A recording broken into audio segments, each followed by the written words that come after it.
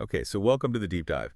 Today we're diving into a topic that's pretty fundamental to how we think about morality, and that is moral realism. Uh-huh. If you've spent any time thinking about ethics and moral philosophy, this is probably going to be pretty familiar territory. But for those of you just kind of dipping your toes into this, think of it like this. When you say something like, murder is wrong, are you actually pointing to a real fact about the world? Kind of like when you say the sky is blue. Yeah, that's the core question that moral realism is wrestling with, and it has some pretty big implications for, well, how we think about right and wrong, good and bad, all of that. Right. And so to really get into the weeds on this, we're going to be looking at the Stanford Encyclopedia of Philosophy entry on moral realism. So, really well-respected and super detailed resource, so give us a lot to unpack here. Definitely. And our goal, I think, in this deep dive is to pull out those core arguments for and against moral realism. Yeah. And we want to try to do that in a way that's clear and structured, give you a good understanding of this without getting too lost in the philosophical jargon. Exactly, like efficient knowledge acquisition, right? We want you to walk away with something. Totally. Okay, so to start us off, I think it's important to understand who's actually disagreeing with this idea that morality is based on these objective facts. Right. And our source kind of points out that there are two main groups who are saying, hold on, not so fast, to the idea of moral realism. Yeah. So the first group we're going to run into are the non-cognitivists. And their basic idea is that, when we make these moral claims, we're not actually trying to describe reality. We're not trying to report facts. It's more like, think of it like expressing an emotion, right? Like saying, ouch, or maybe trying to influence someone's behavior. Like, hey, you should really think about what's going to happen if you do that. Right, so it's not like when I say kindness is good, I'm not saying something that's true about kindness in itself. It's more like me signaling, hey, I approve of kindness. Like I'm giving it a thumbs up. Yeah, exactly. It's more about your attitude towards it than about some objective fact. Okay, and then we've got the second group, which are the error theorists. Right, the error theorists. And they're coming at it from a different angle. So they're saying, okay, we agree that when people make moral claims, they are trying to state facts. They're trying to be cognitive. But here's the thing. They think all of those claims are false. Yeah, because for them, there just aren't any moral facts out there. It's like, imagine you're talking about unicorns, right? You could say unicorns have beautiful horns, but since unicorns don't exist, your statement is false, even though you're trying to say something factual. It's like trying to describe the characteristics of something that doesn't actually exist. Exactly. And for error theorists, that's what's going on with morality. We're talking about moral facts, but those facts just aren't there. So we've got one group saying moral claims aren't even trying to be true, and the other group saying, well, they're trying to be true, but they're failing miserably. Yeah, good summary. And it's important to remember, even amongst those who do buy into moral realism, the folks who think some moral claims are actually true, even amongst them, there's tons of disagreement about which claims are true and what makes them true. Right, so moral realism itself isn't like one big moral code. It's more like a framework or a stance on how we should think about morality. Exactly. So let's dive into some of the main arguments that people raise against moral realism. And I think a good place to start is with the whole issue of moral disagreement. Yeah, so moral disagreement.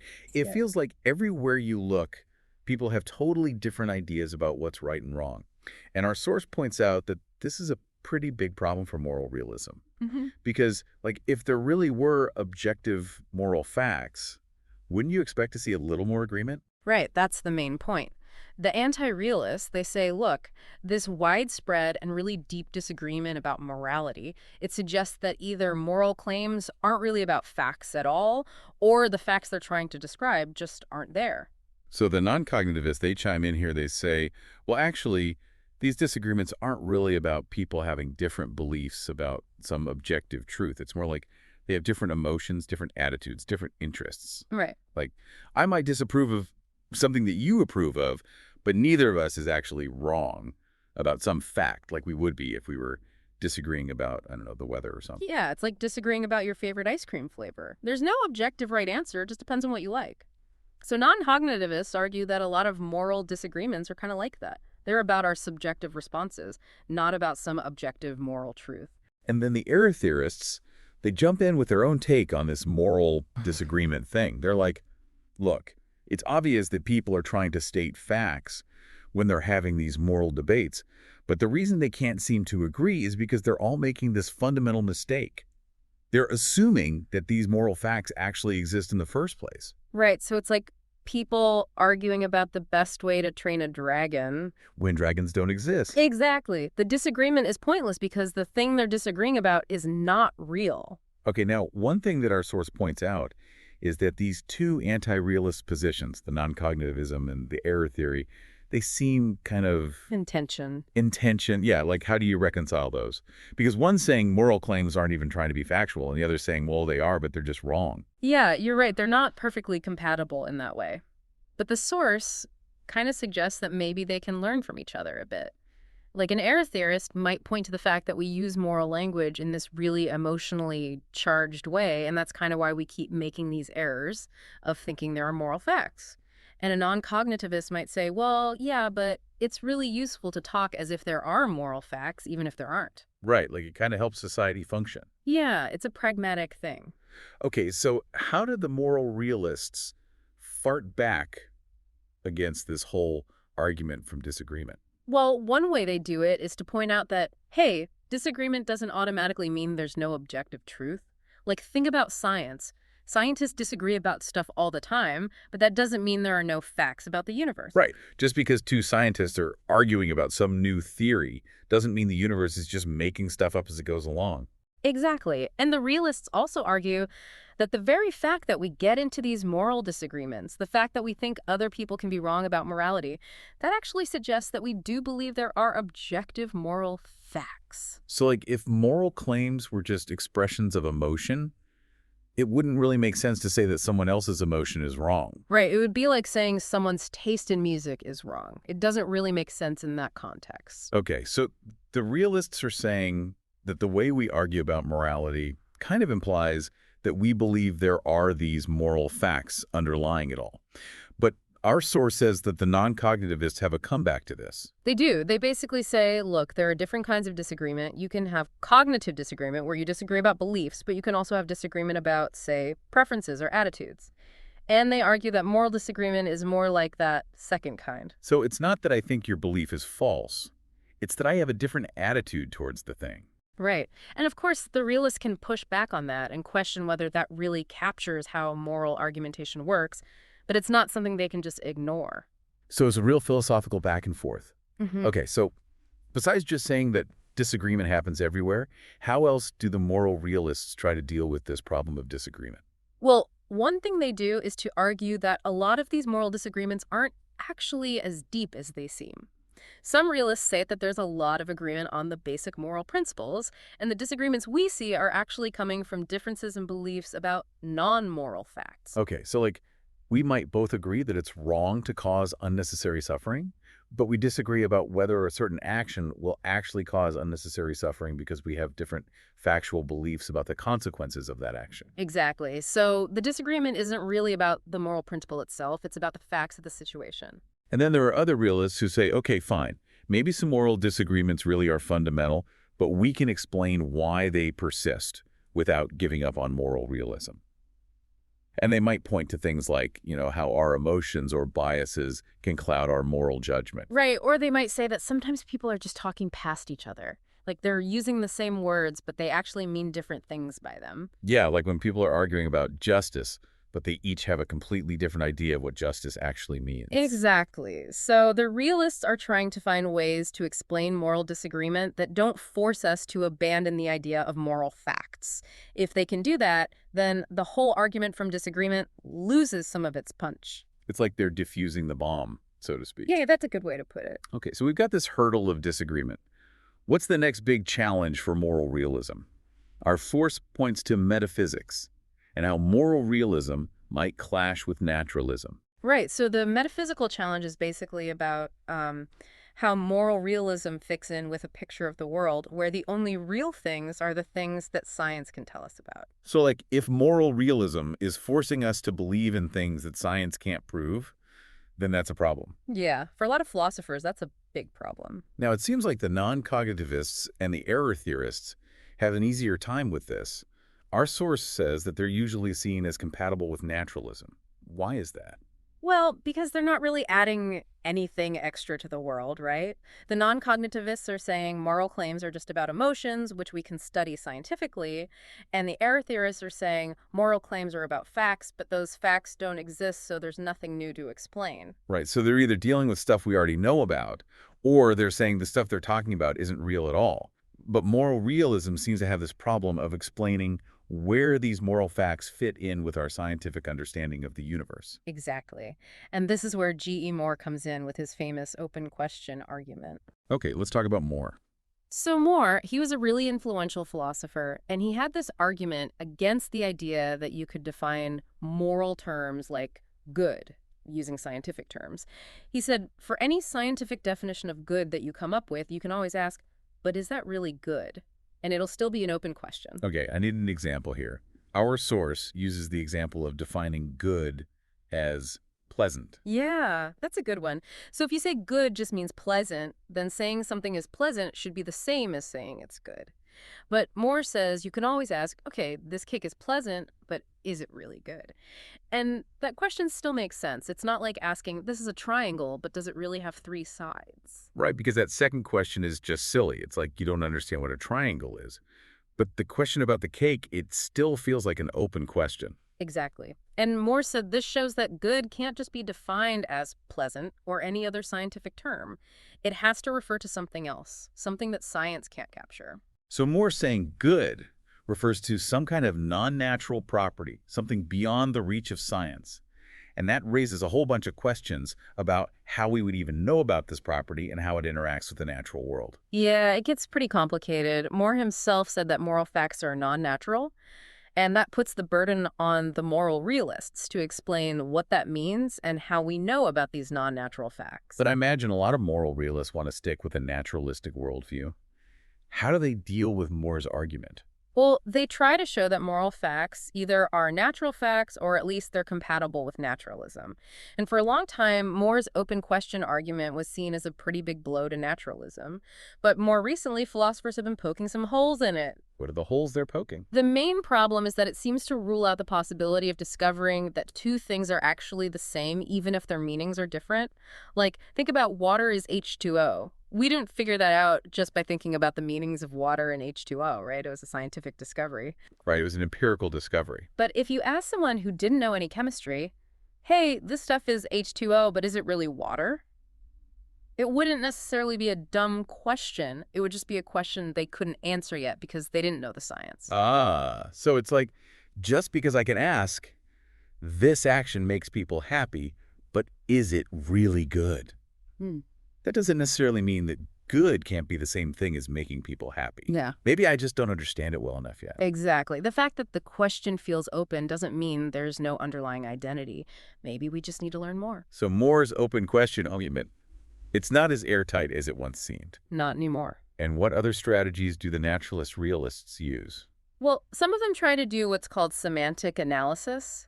They try to show that moral claims can be broken down into claims that only use scientific terms. It's like they're trying to find the hidden scientific meaning behind our moral language. It's like they're code breakers, trying to crack the code of morality. Yeah, kind of. Okay, so the metaphysical challenge, especially that open question argument from Moore, it's not a deal breaker for moral realism anymore. There's still a chance that we could find a way to fit moral facts into a naturalistic worldview. Right. Now, our source shifts gears and starts talking about psychology. What's the psychological challenge to moral realism? Well, this one has to do with the fact that moral claims seem to be really closely connected to motivation. Okay, like when I believe that something is morally wrong, I usually feel some urge to not do that thing or to stop other people from doing it. Right. But with other beliefs, it's not like that. Like believing that the earth revolves around the sun doesn't necessarily make me want to do anything. Right, it doesn't really affect my behavior in any direct way. Exactly. So this leads to this idea called motivation internalism, which basically says that you only really believe something is morally good or bad if you're motivated to act accordingly. So to believe something is good is to want to do it or support it in some way. Yeah. And the non-cognitivists, they love this point. They say, see, this proves that moral claims aren't really beliefs. They're more like expressions of our desires or attitudes, which naturally come with motivation. So for them, saying helping others is good is more like saying, I really want to help people. Yeah, it's about expressing your pro-helping attitude, not stating a belief about the world. Okay, so how do the moral realists answer this motivation challenge? Well, some of them just deny that beliefs are always motivationally inert. They say there are some beliefs, like moral beliefs, that can directly motivate us. Like maybe my belief that causing pain is wrong is what motivates me to not hurt other people. Right, and our source mentions the example of pain claims. Mm-hmm. Like, if I believe that touching a hot stove will burn me, that's a belief, but it definitely motivates me to not touch the stove. Yeah, that's a good example. So maybe moral beliefs aren't so special in terms of their motivational power. And then other realists say, okay, maybe there isn't always a direct motivational link, but that doesn't mean moral beliefs aren't real. They point to things like weakness of will, where you know something is wrong, but you do it anyway. Right, or maybe you're depressed and you can't bring yourself to do what you know is right. So just because you don't always act on your moral beliefs, that doesn't mean you don't really believe them? Exactly. And these realists often talk about something called reason internalism, which is a bit weaker than motivation internalism. It says that moral claims, or the fact that they're true, give us reasons to act, even if we don't always feel motivated. So it's like, even if I'm not feeling motivated to do the right thing, the fact that it is the right thing is a good reason for me to do it. Right. Now, our source briefly mentions how the error theorists fit into all this. Yeah, some error theorists say that if you combine the idea that moral claims are beliefs with this idea of motivation internalism, you end up with a really weird view of the world. Because it would mean that the world itself has to have these things in it that just force us to act in certain ways. And they say there's no reason to think that such things exist. Like the universe is rigged to make us act morally. Yeah, exactly. But our source points out that if you accept a similar kind of motivation internalism for pain claims, then this argument doesn't really work. Because either this internalism doesn't actually require those weird universe-forcing things, or our experience of pain already shows that those things can exist. So the error theorists might have a tougher time making this argument than they thought. Maybe. Okay, so it seems like moral realists can accept that there's a strong connection between morality and action, maybe even a necessary connection to reasons for action, without giving up on their main idea that moral claims can be true or false. This psychology challenge, it's tough, but it's not a knockout punch. All right, let's move on to epistemology, which is all about how we know things. So even if we say these moral facts exist, how do we actually know about them? That's a key question.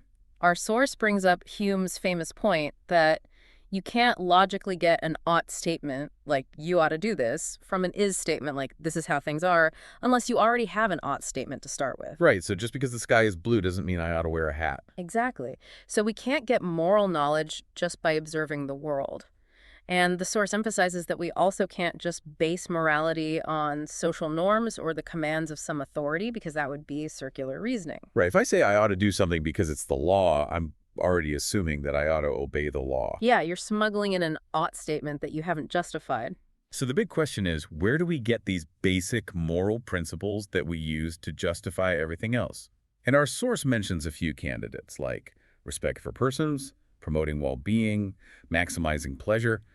But it also points out that these are often either too vague to give us real guidance, or they seem kind of arbitrary.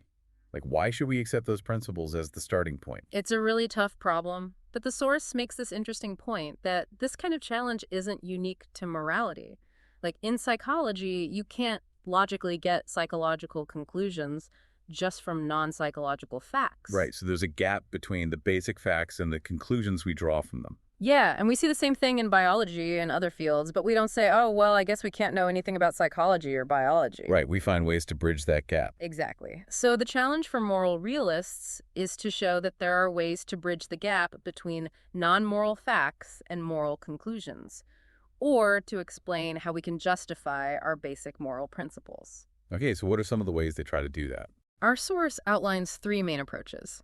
The first one is coherentism, which basically says that moral justification works a lot like scientific justification.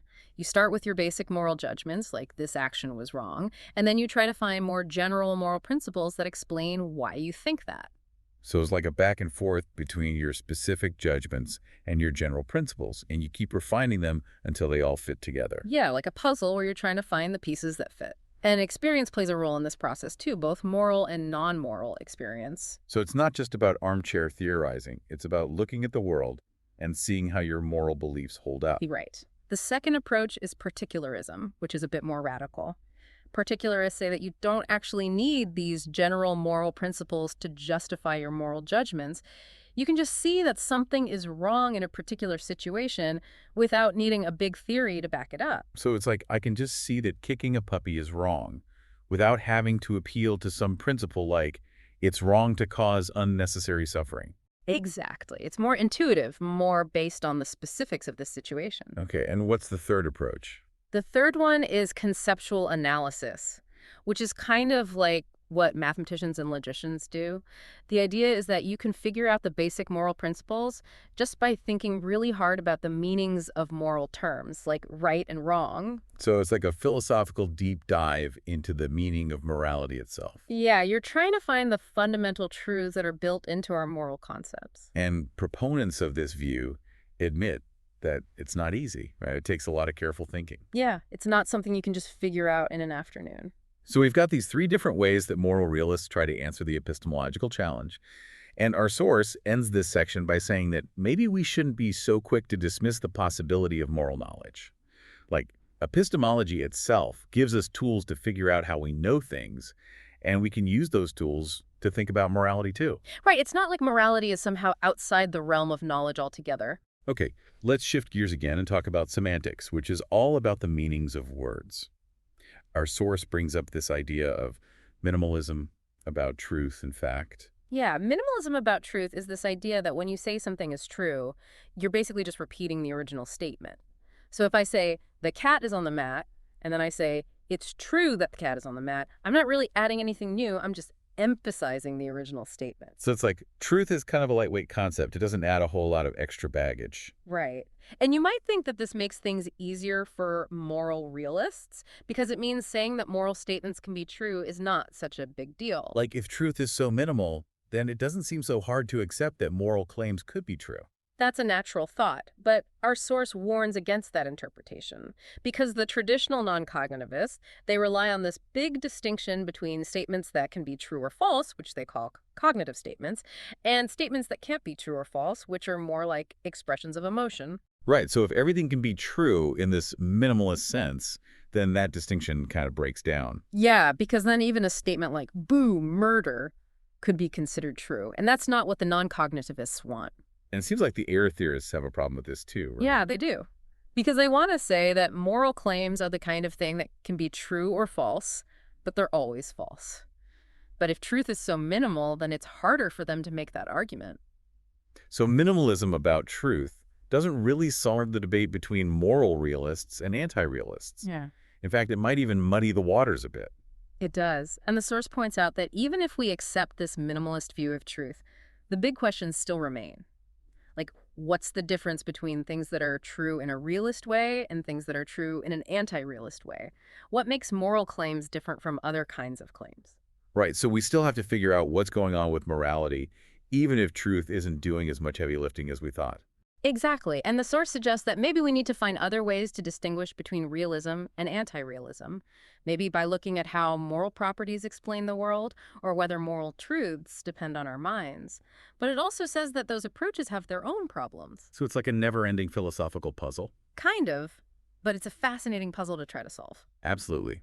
Well, I think we've really dug deep into the complexities of moral realism here. We've talked about the challenges of disagreement, the metaphysical questions, the psychology of motivation, the epistemology of moral knowledge, and the whole issue of semantics and truth. And it's clear that this debate is not going away anytime soon. Yeah, it's one of the oldest and most fundamental debates in philosophy. And the central question is still this. Are our moral judgments really telling us something objective about the world, or are they something else entirely? Are they just expressions of our values, or maybe even just big mistakes? And that's a question that each of us has to grapple with. Yeah. So here's a final thought to leave you with.